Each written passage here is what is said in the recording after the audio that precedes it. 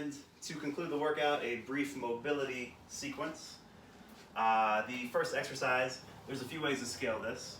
If it's uncomfortable having your toes tucked under, what you can do is actually straighten your feet out and rest on the tops of your feet. That can be a bit more approachable if that other position is a bit more constraining, but my preference is to have you with your toes tucked under. So there's a few ways to scale this.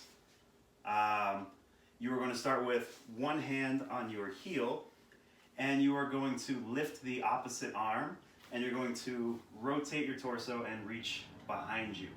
Once you get that stretch, go ahead and switch. Place the hand on the opposite heel, and then reach and turn the other way. If you want to make this an even greater stretch, you actually place your hands on the ground behind you. Make sure you're anchored before you reach and twist. And then switch, anchor that hand, and then reach and twist.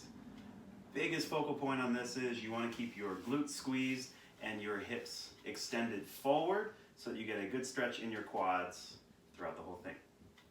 The second exercise, you'll start as if you're doing a crab walk.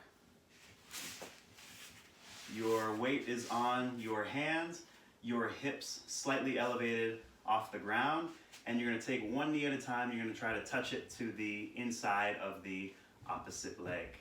The other leg is going to fold just as the other does in the same direction. It's kind of like you're turning the pages of a book. If you want to make this even more challenging, to get the torso upright is the way to go. Go ahead. Nice. I wish I could do that. I am working on it. Perfect.